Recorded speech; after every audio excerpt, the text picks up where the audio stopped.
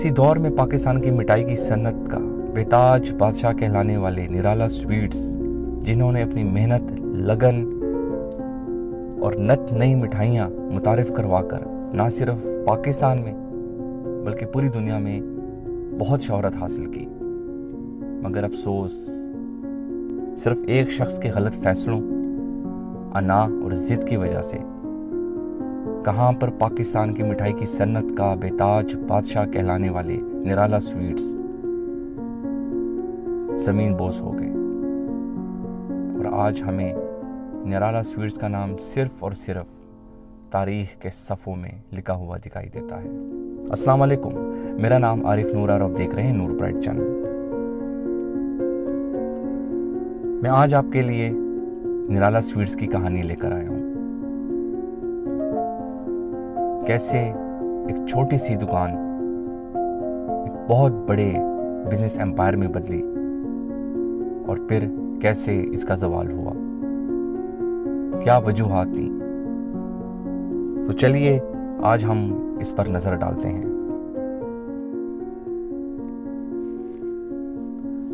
یہ 1948 کی بات ہے، جب ایک کشمیری شخص تاج نرالا لاہور تشریف لائے اور لاہور میں انہوں نے ایک چھوٹی سی مٹھائی کی دکان بنائی۔ اپنی محنت، لگن اور خصوصیات کی وجہ سے دیکھتے ہی دیکھتے لاہور اور اس کے اطراف کے علاقوں میں یہ دکان مشہور ہو گئی۔ ان کی خاصیت حلوہ پوری کا ناشتہ اور دیسی گھی کی منفرد مٹھائیاں تھیں۔ تاجدین نرالا مرحوم نے اپنے انتقال سے پہلے کاروبار اپنے بڑے بیٹے فاروق احمد کو منتقل کر دیا۔ فاروق احمد اپنے والد صاحب کی طرح بہت ہی محنتی تھے۔ انہوں نے بھی اپنے والد صاحب کی طرح مکمل ایمانداری، محنت سے اس کاروبار کو دوسرے شہروں تک بھی پھیلا دیا۔ فاروق احمد نے اپنے کاروبار کو وسعت دینے کے لیے دنیا بھر کے دورے کیے اور ساتھ میں نئی مٹھائیاں بھی متعارف کروائیں۔ فاروق احمد ایک بہترین بزنس مین تو تھے ہی، ساتھ ایک بہترین انسان بھی تھے۔ فاروق احمد اپنی سخاوت کی وجہ سے بھی بہت مشہور تھے۔ انہوں نے اپنے کاریگروں کے لیے ایک حکیم سے خصوصی طور پر ایک ایسی دوا تیار کروائی تھی جو جلنے کے علاج کے کام آتی تھی۔ اس دوائی کے لگانے سے جلنے کی صورت میں بہت جلدی آرام آ جاتا تھا۔ ان کی سخاوت کا یہ عالم تھا کہ انہوں نے یہ دوا لوگوں میں بھی مفت میں تقسیم کی، اور اس دوا کی عوض انہوں نے کبھی 1 روپیہ بھی نہیں لیا۔ مگر بدقسمتی سے ان کی طبیعت کی خرابی کے باعث 80 کی دہائی میں فاروق احمد نے نرالا سویٹس کا کاروبار اپنے بڑے بیٹے فیصل فاروق کو ٹرانسفر کر دیا۔ اس وقت فیصل فاروق ایک نوجوان لڑکے تھے، ان کی عمر صرف 20 سال تھی۔ کم عمری کے باوجود بھی فیصل فاروق نے کامیابی کے ساتھ اس کاروبار کو نہ صرف چلایا بلکہ بیرون ممالک میں بھی برانچیں کھولنے میں کامیاب ہو گئے۔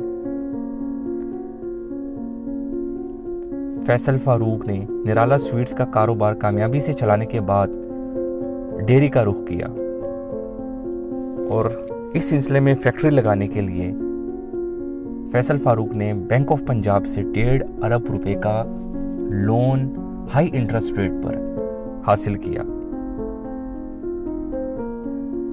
اور اپنی ساری جائیداد گروی رکھوا دی۔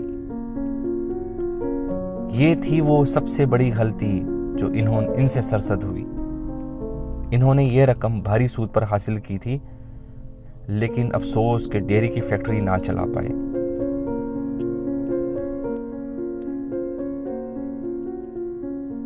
ان کی یہ فیکٹری ان کے لیے درد سر بن چکی تھی، اور آہستہ آہستہ نرالا سویٹس کی آمدنی بھی کھانے لگی۔ اور ایک وقت ایسا آیا کہ نرالا سویٹس کے مالکان کے پاس سود پر حاصل کی گئی اصل رقم تو دینا دور کی بات، اس پر عائد ہونے والا سود ادا کرنے کے لیے بھی پیسے نہ بچے، اور آخر کار 2014 تک بینک آف پنجاب نے نرالا سویٹ کی ساری جائیداد ضبط کر کے نیلام کر دی، اور وارث روڈ لاہور پر بنی ان کی سب سے بڑی فیکٹری کو نہ صرف سیل کیا بلکہ اس کو نیلام کر دیا۔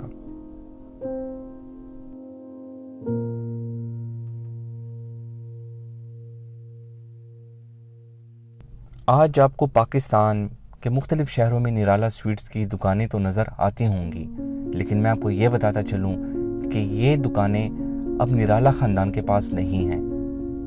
یہ دکانیں کسی اور کی ملکیت ہیں، مگر نام نرالا کا یوز کر رہے ہیں۔ فیصل فاروق صاحب اب 71 سال کے ہو چکے ہیں اور لاہور کے اطراف کے علاقوں میں کرائے کے مکان میں رہتے ہیں، جبکہ ان کے بیٹے چھوٹی موٹی نوکریاں کر کے اپنا گھر چلاتے ہیں۔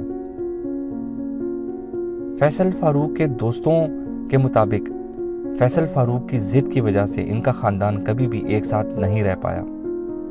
انہوں نے نہ صرف اپنے چچا کو کاروبار سے الگ کر دیا تھا، بلکہ وہ ایک بگڑے ہوئے امیر زادے تھے جو اپنے والد اور دادا سے بالکل مختلف تھے۔